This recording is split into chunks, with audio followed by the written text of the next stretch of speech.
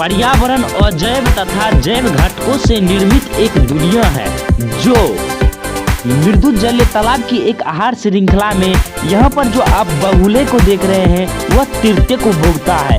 और आहार श्रृंखला को इस तरह से समझ सकते हैं, उत्पादक और उपभोक्ता के बीच एक खास संबंध है। तो नमस्कार हमारे प्यारे और मेहनती स्टूडेंट, आज हम क्लास 10th के बायोलॉजी का एक खूबसूरत सा चैप्टर हमारा पर्यावरण का विश्लेषण करने वाले हैं। इस चैप्टर में हम आपको जो भी टॉपिक बताएंगे उसे एक वीडियो के द्वारा समझाएंगे। आप कह सकते हैं इसे हम प्रैक्टिकली समझाने वाले हैं, जिसमें हम आपको आनंद भी दिलाएंगे और आसानी तरीके से समझाएंगे भी। तो चलिए हम आपको बता देते हैं कि इस पाठ में हम क्या क्या जानने वाले हैं। तो इस पाठ में हम सर्वप्रथम पर्यावरण के बारे में जानेंगे, दूसरा में पारिस्थितिक तंत्र या पारितंत्र के बारे में जानेंगे, और तीसरे नंबर में हम पारिस्थितिक तंत्र के प्रमुख घटक जैव और अजैव के बारे में जानेंगे, और 4 नंबर में हम उत्पादक और उपभोक्ता के बारे में जानेंगे कि ये क्या होते हैं, कौन कौन से जीव उत्पादक होंगे, कौन कौन से जीव उपभोक्ता होंगे, और 5 नंबर में हम आहार श्रृंखला के बारे में जानेंगे, और अंत में जो यह वीडियो बन रहा है जिस टॉपिक में, वह महत्वपूर्ण टॉपिक है कि इस वीडियो में आपको प्रैक्टिकली मृदु जलीय आहार श्रृंखला का एक सचित्र तरीके से वर्णन करेंगे जो आपके बोर्ड एग्जाम में भी पूछे जाते हैं। तो चलिए वीडियो को आगे बढ़ाते हैं। तो हम पहले पर्यावरण को जान लेते हैं यह क्या होता है। तो आप पढ़े होंगे कि पर्यावरण 2 शब्दों से मिलकर बना हुआ है, एक परि जिसका अर्थ चारों और दूसरा आवरण जिसका अर्थ होता है घिरा हुआ। तो इसका शाब्दिक अर्थ हुआ चारों ओर घिरे हुए आवरण को पर्यावरण कहा जाता है।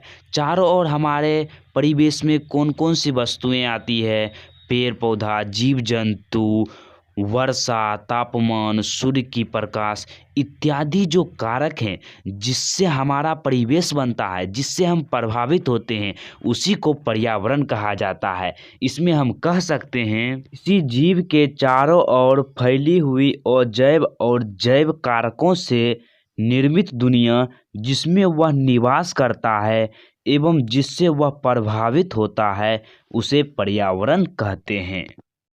दूसरा महत्वपूर्ण बिंदु है पारिस्थितिक तंत्र या पारितंत्र। आप इसे सरल भाषा में इस तरह समझ सकते हैं कि वैसा तंत्र होना चाहिए, सिस्टम होना चाहिए जो पर्यावरण में विभिन्न जीवों के बीच संतुलन को बनाए रखता है, उसे पारिस्थितिक तंत्र या पारितंत्र कहते हैं। इसे आप इस तरह से लिखिएगा, जीवमंडल की विभिन्न घटक तथा उसके बीच ऊर्जा और पदार्थ का आदान प्रदान सभी एक साथ मिलकर जिस तंत्र का निर्माण करती है उसे पारिस्थितिक तंत्र कहते हैं या पारितंत्र कहते हैं। जो भी घटक हो गया उसके बीच ऊर्जा और पदार्थ का समान रूप से आदान प्रदान ही पारिस्थितिक तंत्र के अंतर्गत होता है। दूसरा महत्वपूर्ण बात, पारिस्थितिक तंत्र जीवमंडल की एक स्वपोषित संरचनात्मक तथा क्रियात्मक इकाई होती है।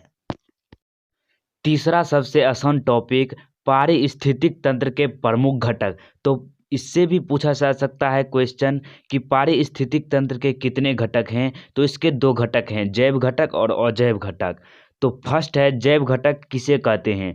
तो वैसे घटक जो जीव जंतुओं से प्राप्त होते हैं अर्थात जो सजीव होते हैं वह जैव घटक कहलाते हैं, जैसे पेड़ पौधा, जीव जंतु। दूसरा है अजैव घटक। तो वैसे घटक जो निर्जीव वस्तुओं से प्राप्त होते हैं वह अजैव घटक कहलाते हैं, जैसे मृदा, जल, वायु। नेक्स्ट टॉपिक है उत्पादक और उपभोक्ता। यह बहुत ही आसान है, आसानी तरीके से आप समझ जाइएगा। तो उत्पादक किसे कहते हैं। तो वैसा जीव होना चाहिए जो भोजन का संश्लेषण स्वयं करता है।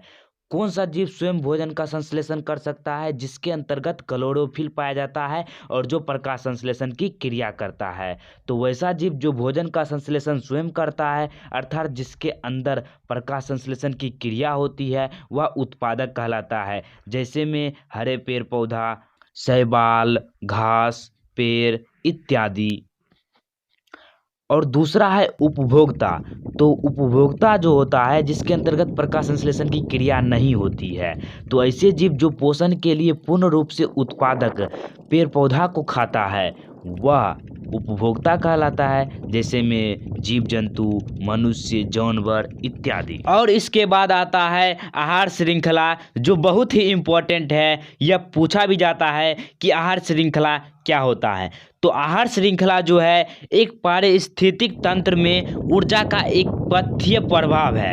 एक पथ्य प्रभाव कहने का अर्थ हुआ कि इसमें एक जीव दूसरे जीव पर आश्रित होकर अपने अंदर ऊर्जा का स्थानांतरण करता है, आहार का स्थानांतरण करता है, जिसमें वह एक श्रृंखलाबद्ध तरीके से जुड़े जीवों के द्वारा ही होता है। जैसे में हम आपको बता दें, एक घास स्थलीय पारिस्थितिक तंत्र में घास को ग्रास हॉपर खाता है और उस ग्रास हॉपर को मेढक खाता है और उस मेढक को कोई सांप खाता है और उस सांप को कोई गिद्ध खाता है। इस तरह से एक ढांचा, एक पथ्य बनता है, इसे आहार श्रृंखला कहा जाता है।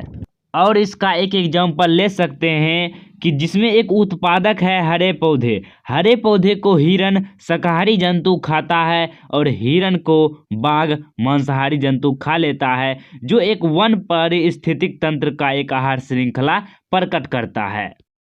अब लास्ट का सबसे मोस्ट इम्पोर्टेंट टॉपिक, मृदु जलीय तालाब की एक आहार श्रृंखला का सचित्र तरीके से वर्णन करें। तो आप यहाँ पर देख सकते हैं कि कौन कौन से जीव हैं। तो यहाँ पर आप बगुले को देख सकते हैं जो तृतीयक उपभोक्ता है। उपभोक्ता वो होते हैं जो स्वयं भोजन का संश्लेषण नहीं करते हैं, वो हम आपको आगे बताए थे। और इसमें क्या हो सकते हैं, बहुत सारे कीट हो सकते हैं, बड़े बड़े कीट हो सकते हैं, मछली भी मान लीजिए हो सकते हैं। तो वह द्वितीयक उपभोक्ता होगा। और जो छोटे छोटे कीट इसके अंदर होंगे, केचुए, वो सब प्राथमिक उपभोक्ता के अंतर्गत आएंगे। और इसमें बहुत सारे घास होंगे, पौधे होंगे, जलीय पौधे होंगे और कुछ बैक्टीरिया होंगे। ये सभी मिलकर एक मृदु जलीय तालाब की आहार श्रृंखला को व्यक्त करता है। तो आपको इसमें लिखना है कि वैसा श्रृंखला होना चाहिए जिसके अंतर्गत एक मृदु जलीय तालाब की वर्णन हो, जिसमें तृतीयक उपभोक्ता बगुला हो जो मछली को खाते हैं और वो मछली द्वितीयक उपभोक्ता जो प्राथमिक उपभोक्ता कीट को खाते हैं। तो इस तरह से आप देखते हैं, तो इसमें एक जीव दूसरे जीव पर आश्रित होकर अपना भोजन करते हैं तथा एक श्रृंखला बनाते हैं, जिसे मृदु जलीय तालाब की एक आहार श्रृंखला कहा जाता है। इस तरीके से आपको मृदु जलीय तालाब की एक आहार श्रृंखला का वर्णन करना होता है। तो आई होप आपको ये वीडियो अच्छे से समझ में आया होगा। अगर आप चाहते हैं कि इसी तरह का वीडियो आपको आगे भी मिलता रहे, आगे भी आप कुछ नया सीखते रहे, तो आपको कुछ नहीं करना है, इस चैनल को सब्सक्राइब करना है और बेल आइकन को ऑन कर देना है। और मिलते हैं अगली वीडियो में, तब तक के लिए जय हिंद, जय भारत।